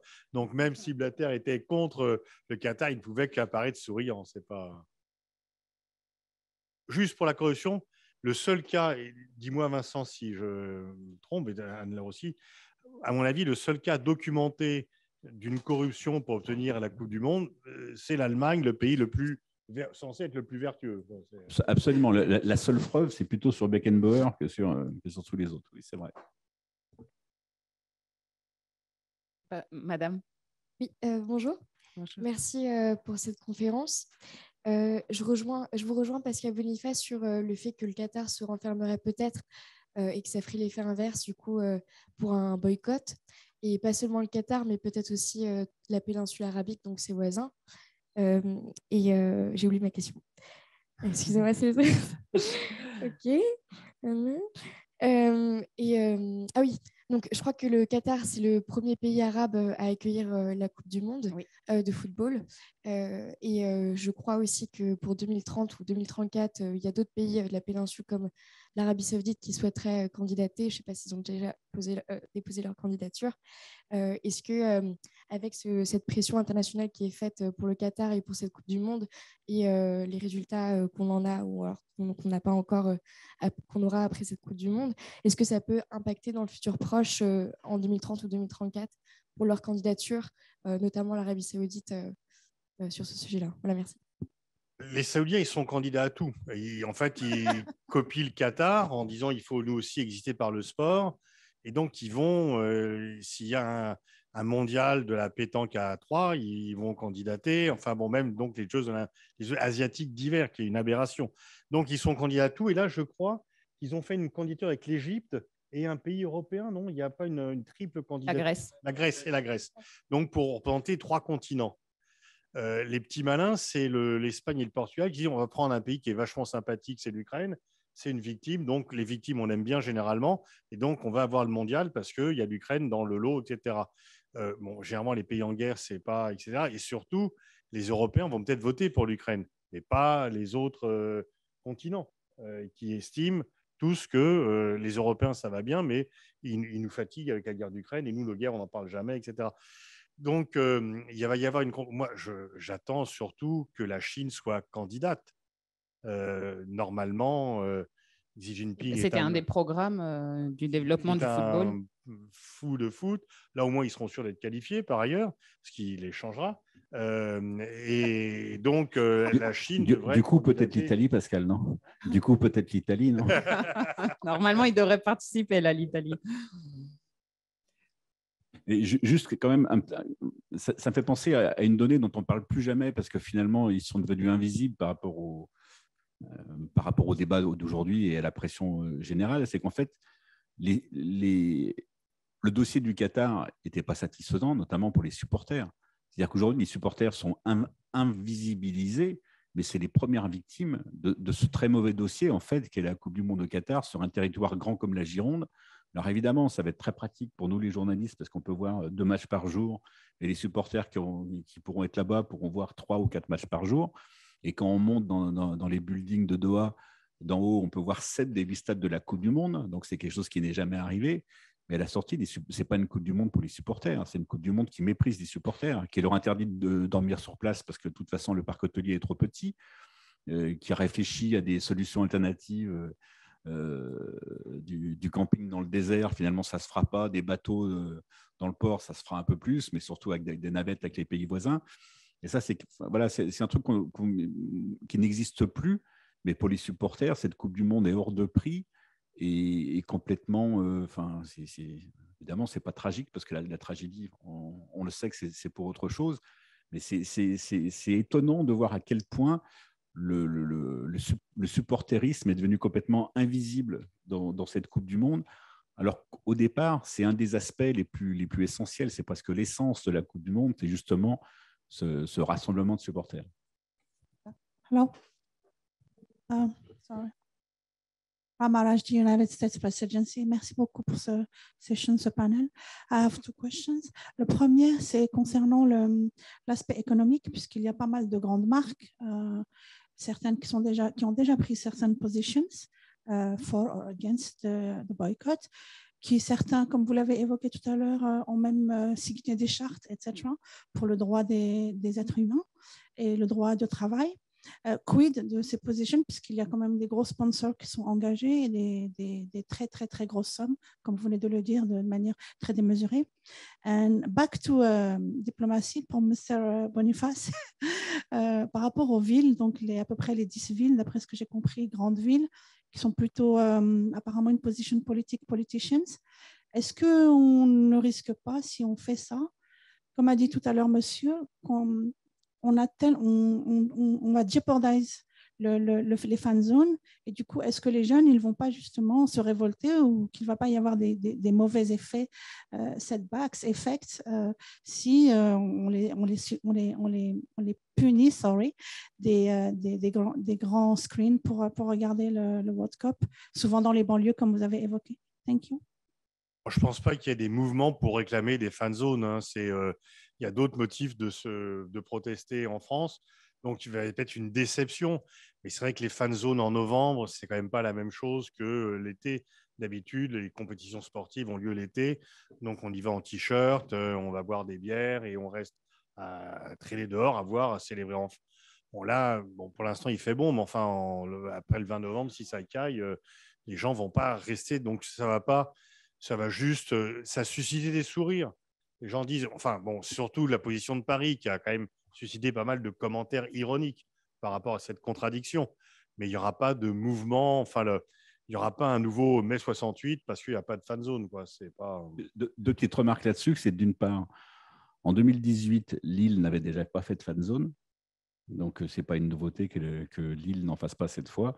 Et qu'on a retrouvé après les déclarations de Mme Hidalgo sur l'absence de fan zone, ce qu'elle déclarait justement en 2015, au moment où le Qatar a pris le contrôle du PSG et elle se réjouissait de tout ça. Donc voilà.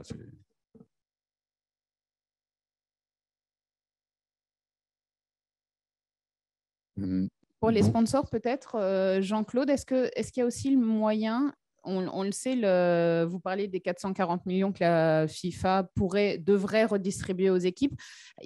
Une Coupe du Monde, c'est énormément de sponsors, des entreprises privées. Est-ce qu'il y a moyen de faire pression? Je ne sais pas si c'était ce que vous sous-entendiez. Alors oui, il y a eu pression sur les grands sponsors. Hein. Il y en a 4 qui se sont déclarés pour la constitution d'un fonds d'indemnisation sans dire qu'ils allaient y participer. Hein. S'il vous plaît, les autres donnez-nous. Il y a Adidas, il y a McDonald's, il y a Coca-Cola et il y a Budweiser, hein, c'est une marque de bière, qui se sont prononcés en faveur de la constitution de ce fonds. Alors que les autres ne se sont pas prononcés du tout. Non, Adidas, c'est pas mal. Non, Adidas, non, c'est pas. enfin, les entreprises comme Bouygues, enfin, les entreprises qui travaillent au Qatar ne se sont pas prononcées, mais ne sont pas sponsors. Les Enfin, sponsors je de ne sais la pas Coupe du exactement, en Monde. fait, mais parmi la dizaine de grands sponsors, la quinzaine de grands sponsors, il y en a 4 qui se sont qui ont communiqué sur le fait qu'il fallait doter ce fonds, mais encore une fois, sans de chèque. Sans faire de chèque. Bonjour. Donc, bonjour. Donc, merci déjà pour cette conférence. Je suis là. Donc, ma question elle est pour Jean-Claude Samouillet et par rapport au fonds d'indemnisation des travailleurs qui ont été abusés au Qatar. Quels sont les moyens que vous allez mettre en œuvre pour être sûr que ces fonds, 440 millions d'euros, enfin de dollars, vont vraiment parvenir et arriver dans les mains de ceux qui en ont besoin? C'est une très bonne question. Il faudra non seulement qu'il y ait la constitution de ce fonds, mais que ce fonds serve à vraiment indemniser les personnes concernées, alors qu'il y en a beaucoup, il y a beaucoup de ces travailleurs qui sont retournés dans leur pays d'origine, donc on n'a plus moyen vraiment de pression, enfin, on ne sait pas, enfin, ils sont retournés. Donc, effectivement, ça va être très, très compliqué pour que l'argent arrive aux victimes et aux familles des victimes. Donc, ce sera un point de vigilance non seulement sur la constitution de ce fonds, mais également sur l'allocation des indemnités. Bonsoir. Donc, une question concernant, peut-être pour Vincent Duluc, concernant un peu les espaces qui ne sont pas tellement scriptés, qui sont les interviews d'après-match et la salle de presse. Est-ce que vous sentez qu'il y a une pression un peu particulière par rapport à ces moments ou des guidelines qui sont un peu strictes par rapport à ces moments, puisqu'il peut y avoir, je dirais, en direct des moments un peu plus… Vous voulez dire, est-ce qu'il y aura beaucoup de questions hors foot dans les zones mixtes, en fait? Voilà. Ou est-ce que vous sentez qu'il y a des guidelines par rapport dans l'organisation par rapport à ces espaces? Ah, est-ce que la FIFA risque d'interdire aux journalistes en zone mixte de poser des questions hors foot? Non, je ne crois pas. Vous ne sentez pas qu'il y a rien de particulier par rapport à ça, Non, je pense non, les échanges seront liés. Enfin, il faut être clair. Hein, les échanges, ils peuvent être liés au débat qui est dans l'air du temps, mais au soir d'un match d'une sélection en Coupe du Monde, j'ai peur que les échanges soient liés surtout au match qui vient de se finir. Je pense que parfois, il pourrait y avoir une question qui ramène un peu le débat ailleurs. Mais globalement, si l'équipe de France se qualifie pour la finale de la Coupe du Monde grâce à 3 buts de Mbappé, je ne suis pas sûr qu'il y ait une question qui ne porte pas sur les 3 buts de Mbappé. Mais effectivement, ça peut arriver, sachant en plus que l'accès aux zones mixtes est limité en nombre. C'est-à-dire que tous les médias n'y ont pas accès parce que justement, il n'y a pas assez de place et que ceux qui ont accès risquent d'aller à l'essentiel. Mais je pense que les journalistes, c'est quelque chose qui peut arriver. En fait, ça va dépendre du débat. Ce n'est pas nouveau. La profession de journaliste, c'est nourrir le débat. Si le débat du jour, il porte sur quelque chose qui n'est pas du foot pur et qui n'est pas purement sur la Coupe du Monde, il y aura des questions qui porteront sur le débat du jour. Ça, c'est sûr.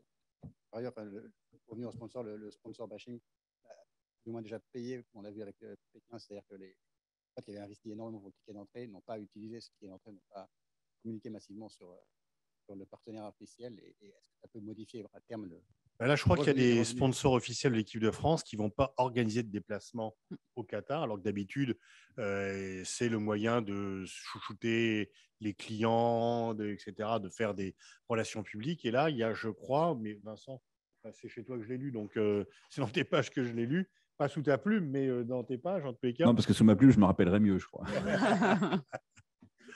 Mais donc, il y a quelque part, il y a la pression, effectivement, a fait un peu fuir. Oui.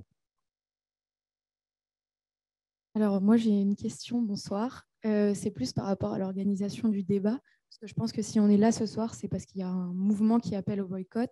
Et du coup, je me demandais pourquoi ce soir, il n'y a personne qui représente cette idée. Est-ce que c'est parce que vous n'avez pas trouvé? Est-ce que c'est parce que c'est un mouvement qui n'est pas incarné par des gens?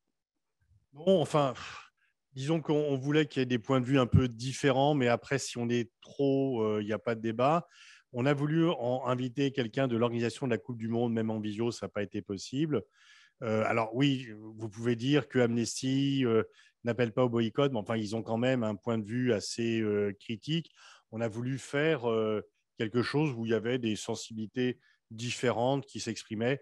Peut-être qu'il aurait fallu avoir, mais Vincent Lindon n'était pas disponible, donc on n'a pas pu avoir quelqu'un. Non, je ne veux pas prendre ça sur l'humour. on aurait pu avoir effectivement un partisan affiché du boycott pour encore plus élargir le champ.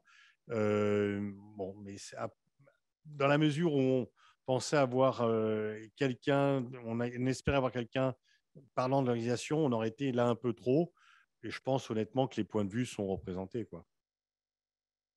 Après, c'est vrai qu'il y a le problème de l'incarnation. Il n'y a pas une personne qui représente le boycott. Oui, il y a plusieurs personnes qui se sont exprimées. Bon, oui, on aurait pu inviter quelqu'un comme Pierre Rondeau, qui est un copain qui s'est exprimé pour le boycott de la vision. Mais bon, on a voulu limiter le nombre de participants. Bonsoir, moi j'ai une autre question sur le boycott en tant que tel. Je voulais savoir si dire que le boycott est inutile ou pas assez impactant, ce serait pas l'occasion, enfin, ce serait pas perdre une occasion en fait de faire parler encore une fois de tout ce qui se passe au Qatar, puisque pour moi, au-delà du boycott, le boycott c'est un moyen aussi de mobiliser la société civile et d'impliquer les personnes dans cette prise de position, puisque c'est plus, je veux dire, c'est une prise de position plus impactante selon moi que seulement partager un post ou parler ou communiquer. Un boycott, pour moi, c'est aussi voilà, une vraie action que les personnes peuvent faire à leur échelle. Et donc, de quel boycott vous parlez? Je parle du boycott des citoyens de la société civile, des villes. Ne pas regarder les matchs. Oui, par exemple. Ouais. Est-ce que c'est pas donc le fait de dire que c'est inutile et que ça n'aura pas l'impact intéressant puisque c'est pas un boycott global, est-ce qu'au final c'est pas perdre l'occasion de communiquer encore plus et de rendre plus gros toute la question autour des droits de l'homme au Qatar? Je pense que vraiment la campagne de presse, la campagne médiatique, l'information sur ce qui se passe au Qatar, on n'en espérait pas autant. Hein. Ça s'est jamais été vu. On avait travaillé sans doute autant sur les Jeux Olympiques de Pékin. On n'a pas eu un tel retentissement, on n'a pas eu une telle couverture. Donc, je pense que pour le Qatar, le fait qu'on ait pointé sur ce qui se passait véritablement au Qatar était plus important que si on avait boycotté. Mais maintenant, on n'est pas opposé à ce que les gens prennent le boycott. Ce n'est pas notre stratégie, ce n'est pas notre tactique, mais pourquoi pas, hein. L'essentiel, c'est qu'on parle de ce qui se passe et que les choses avancent et que les choses aillent dans le bon sens. Donc, il y a différentes techniques, il y a différentes tactiques. On n'emploie pas tous les mêmes moyens d'action, mais l'essentiel, la finalité de ces choses, nous, encore une fois, c'est que les gens soient indemnisés et que les familles des victimes soient indemnisées. Donc, et si je vais dans l'excès de cette réflexion, est-ce que quelque part, ce n'était pas utile cet appel au boycott, même s'il n'a pas lieu? Oui, parce que ça a été une façon, comme le disait Mademoiselle, et c'est du buzz. Oui, voilà, mais ça fait partie de la communication, ça fait partie de la dénonciation de ce qui se passe. Donc, oui, c'est complémentaire par rapport à d'autres moyens d'action. Peut-être que l'appel au boycott était plus utile que le boycott, qu'on ne pourra pas mesurer de toute façon. Oui, et qui n'aurait pas eu lieu de toute façon. Et donc, il y a un principe de réalité aussi, quoi. Bonsoir, j'avais une question. Alors, merci beaucoup pour vos échanges que j'ai trouvé passionnants avec les différents points de vue. Moi, j'y rajoute de mon point de vue personnel. Alors, je suis fan de foot, mais effectivement, cette Coupe du Monde au Qatar, c'est comme le symbole de l'argent roi. On peut tout acheter, on corrompt la FIFA. Enfin, il y a des soupçons de corruption sur la FIFA. On en arrive à faire des stades climatisés dans le désert avec des gens qui meurent en construisant ces stades. Et est-ce que vous sentez, vous, qu'il y a une remise en question du monde du foot, ou ce sentiment qui commence effectivement à prévaloir sur c'est que des oligarques russes, des fonds d'investissement américains, des pays du pétrole et des montants que moi je trouve complètement déraisonnables qui sont portés par le monde du foot. Moi, je ne pense pas qu'il y ait de remise en cause des institutions footballistiques. Hein. Je vous disais tout à l'heure que pour n'avoir qu'un seul entretien avec la Fédération française de football, il a fallu qu'on arrive à 2 mois avant la compétition. La FIFA, sur le fameux don d'indemnisation, va nous donner une réponse fin octobre pour une compétition qui commence le 20 novembre. Donc, je pense qu'il y a de la com pour le moment qui est faite, mais j'ai peur que ça ne reste que de la com, quoi. Donc, je ne pense pas qu'il y ait de remise en cause des autorités footballistiques. D'ailleurs, on a bien vu, vous avez vu le complément d'enquête? C'était hallucinant, quoi, hallucinant. Les enquêteurs filment les lieux de vie des gens, des sociétés de gardiennage qui allaient travailler pour l'équipe de France. Normalement, dans les normes internationales, il faut 6 mètres carrés au moins par personne. Là, ils étaient 4 dans 10 mètres carrés. Il y avait des cafards, il y avait vraiment de la rouille. Enfin, vraiment, c'était. Et Le Graët disait oui, mais c'est pas grave, ça, avec un coup de peinture, tout va s'arranger. Voilà où on en était. Enfin, il y a 3 semaines. Et après, il s'est rendu compte quand même qu'il avait dit des conneries. Donc, ils ont vite envoyé une délégation. Mais encore une fois, cette délégation a rencontré que les patrons des prestataires et pas les ouvriers. Encore une fois, ils veulent s'aligner sur les normes du droit du travail du Qatar, mais pas sur les normes internationales. Donc, et puis, ils ont rompu un contrat avec une société de gardiennage, mais ça veut dire que les gens sont au chômage, encore en plus grande précarité. Nous, ce qu'on aurait voulu, c'est qu'ils fassent pression sur cette société de gardiennage pour que les choses s'améliorent, non pas rompre le contrat. Donc, voilà. Et puis, il y a ces fameux audits où c'est du déclaratif, c'est un questionnaire. Est-ce que tout va bien? Oui, tout va bien, on est content. Oui, c'est vraiment ça qui pose problème. Voilà, juste un petit mot, parce que la question portait sur l'argent roi dans le foot et la Coupe du Monde au Qatar comme ce symbole. Je ne suis pas sûr que la Coupe du Monde au Qatar soit le seul symbole de l'argent roi dans le foot. Et je ne suis même pas sûr que le foot soit le seul symbole de l'argent roi actuellement, de manière générale. Mais ce n'est pas une raison, évidemment. Monsieur. Oui, bonjour, merci à vous quatre d'être ici. J'avais une question notamment pour Jean-Claude Samouillet. Quel niveau de valeur est possible et envisageable dans une charte pour qu'elle puisse être acceptée par l'ensemble des membres du CEO et de la FIFA pour attribuer les futurs événements? Ça sera du plaidoyer, c'est notre activité de plaidoyer, c'est-à-dire rencontrer les gens, les convaincre et puis faire pression avec le grand public pour que les choses avancent. Mais c'est quelque chose qui est très compliqué. Ça va pas se décider comme ça. Donc, c'est vraiment la pression du grand public qui va nous aider à obtenir ces indicateurs, ces clauses environnementales et sur le plan des droits humains. Et puis, c'est surtout ce mécanisme de contrôle indépendant pour savoir ce qui se passe. Ça va être un travail de longue haleine, ça c'est clair. Une dernière question. Bonsoir. Pardon. Merci. Alors, 2 dernières, si on m'autorise. Merci pour votre présentation, très claire et hyper enrichissante. Mais là, j'aimerais avoir votre avis sur une question que je me pose moi-même en tant que fan de foot. Un sujet, il me semble que c'était vous, Monsieur Boniface, vous avez évoqué des prises de position des joueurs vis-à-vis des événements, surtout par rapport à leur milieu, le milieu social par lequel ils sont issus. Mais est-ce que justement, on ne surestimerait pas trop cette vision? Je pense notamment à des joueurs comme Neymar et leur opinion politique, ou alors un manque justement cruel des joueurs vis-à-vis de certains sujets, les joueurs de notre génération, tandis que des joueurs d'autres générations, Socrates, Cruyff et compagnie, avaient peut-être une facilité à se positionner et à donner leur avis, alors que nos joueurs de notre génération se positionnent moins et font souvent l'autruche, à part Griezmann ou quelques cas isolés où ils arrivent quand même à se positionner. J'ai l'impression que les joueurs prennent de moins en moins de risques comparé à d'autres illustres joueurs qui, eux, sont positionnés, Maradona et j'en passe. Je pense que Socrates était un cas isolé.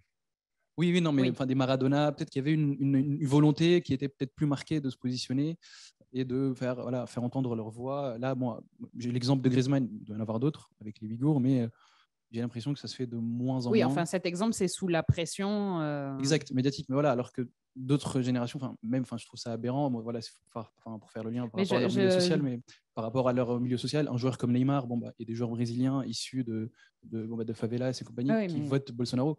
Je trouve ça, pour le coup, surestime, j'ai l'impression. Mais pour le coup, malheureusement, vous auriez l'ardoise fiscale, vous auriez fait la même chose quand même. Voilà. Non, mais pour le coup, le paradoxe, c'est vous reprocher aux joueurs de ne plus avoir de convictions et de ne pas les exprimer, et que malheureusement, Neymar a choisi de les exprimer en faveur de Bolsonaro. On aurait préféré. C'est pas de chance. Il s'est juste trompé. Il s'est trompé. Ça ne s'est pas joué à grand-chose. Il y a l'équipe d'Australie qui s'est exprimée ce matin ou hier de façon assez claire et assez offensive. Donc, on ne peut pas mettre tous les joueurs dans le même panier non plus. Il y a l'équipe du Danemark qui a décidé de prendre des t-shirts noirs, enfin, sans publicité. Donc, on peut pas. Enfin, il y a des gens qui s'expriment, il y a des gens qui prennent position. Et puis, la situation des joueurs en France est peut-être un peu différente parce que c'est leur employeur, quand même, le Qatar, enfin, pour la plupart. Mais pour certains d'entre eux, c'est leur employeur et ça peut poser une question. Effectivement, ça peut poser des questions par rapport au positionnement des joueurs du PSG, mais il n'y en a pas tant que ça. Ils ne sont que deux. Il n'y a que Mbappé et Kimpembe, c'est tout. Alors, historiquement, il ne faut pas être trop nostalgique des positions des anciens parce que bon, Socrates était une exception, mais il a défendu la démocratie corinthienne, mais ça ne l'a pas empêché de partir à la Fiorentina presque dans la foulée et de laisser les autres à la maison.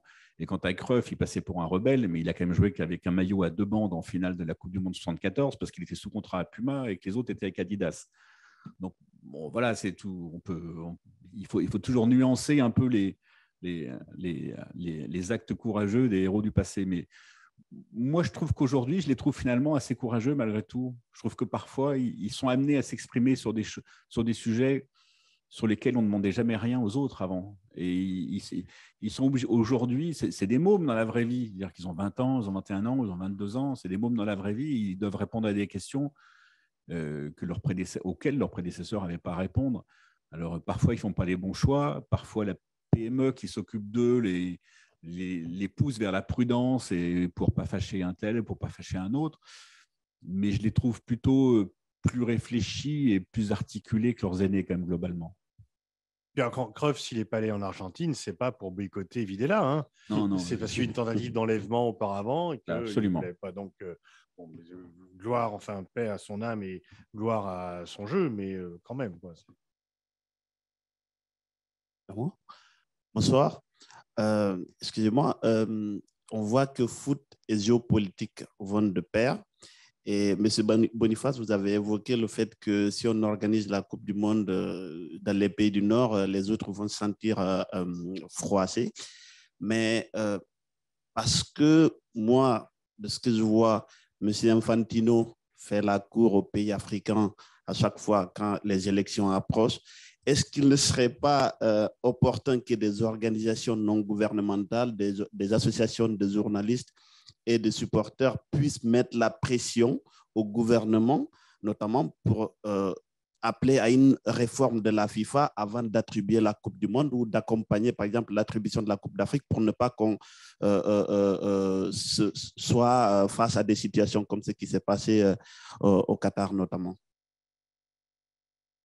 Et de toute façon, malheureusement, la FIFA n'est pas une démocratie. Ce n'est pas parce qu'il y a une élection qu'il y a une démocratie. On voit bien qu'Infantino a déjà conclu un accord avec l'Afrique et avec l'Asie pour sa prochaine élection et qui va être élu par applaudissement ou peut-être même pas. Si les gars n'ont pas envie d'applaudir, qu'ils ont la flemme, ils vont dire c'est bon. Donc, de toute façon, c'est très compliqué de changer la FIFA.